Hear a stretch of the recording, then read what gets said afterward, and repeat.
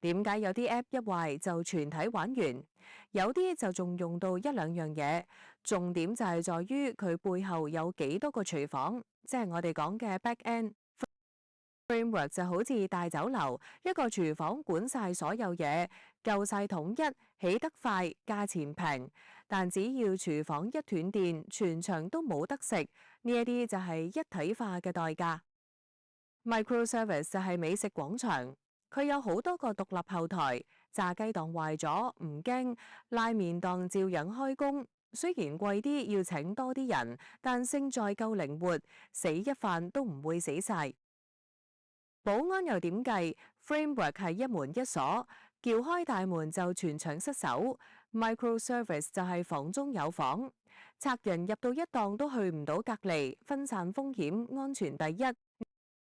呢一張表係一個老闆揀架構嘅快捷鍵，我哋逐行望，唔講 IT 術語，用生意人聽得明嘅方式講清楚。首先係後台數量。Framework 係一個後台，即係成個系統所有功能都住喺同一個地方。會員、付款、訂單、報表，全部共用同一套後台。好處係你改嘢、管理、查問題都集中，做起上嚟快。但壞處就係一個位出事，成個系統都會一齊受影響。Microservice 係 N 個後台，即係將功能拆開成好多個獨立單位，訂單一個，付款一個，會員一個，各自跑。咁做嘅意義係某一部分出事，唔一定拖冧其他部分，但管理方式會複雜咗。第二，目標對象。Framework 特別啱初創同中小企，因為你最需要嘅唔係完美架構，而係快啲推出市場，快啲試到客，快啲開始有現金流。Microservice 比較啱大企業同巨型 App， 因為功能多到一個後台頂唔順，部門同團隊又多，必須拆開先可以持續擴張。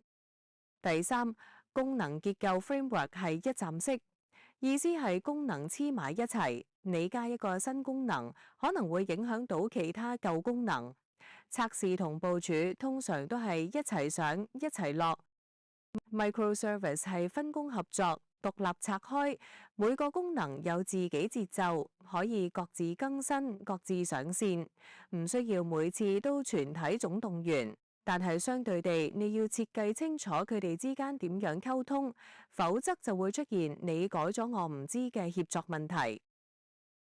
第四，價錢成本。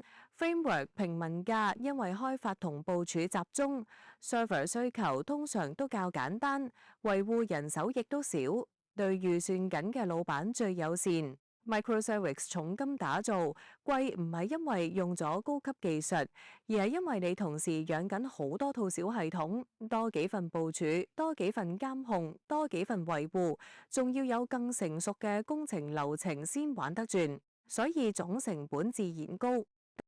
第五，團隊人手 Framework 1至2個人都可以頂到，因為大家望住同一套後台，同一套程式，同一套部署方式，溝通成本低。Microservice 要成隊部隊，而且要分組，因為每個服務都可以當一個小產品咁經營，有自己 release 節奏，自己測試，自己維護。人一少就會變成每樣都要你兼顧，最後反而慢。第6，安全性 Framework 係一門一鎖，集中風險。如果個大門位，例如共用登入、共用後台被攻破，有機會影響全場。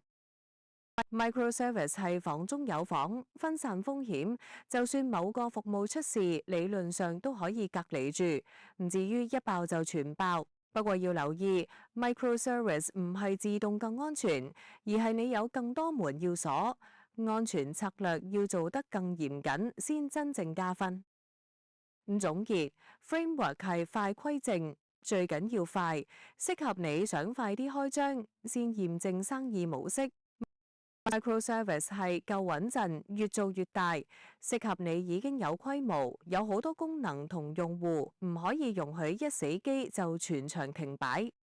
如果你要我用一句老闆式決策邏輯收尾，你而家係追求速度同成本，就揀 Framework。你已經去到追求規模同容錯，就開始諗 microservice，甚至係先用 framework 起步，之後逐步拆出 microservice。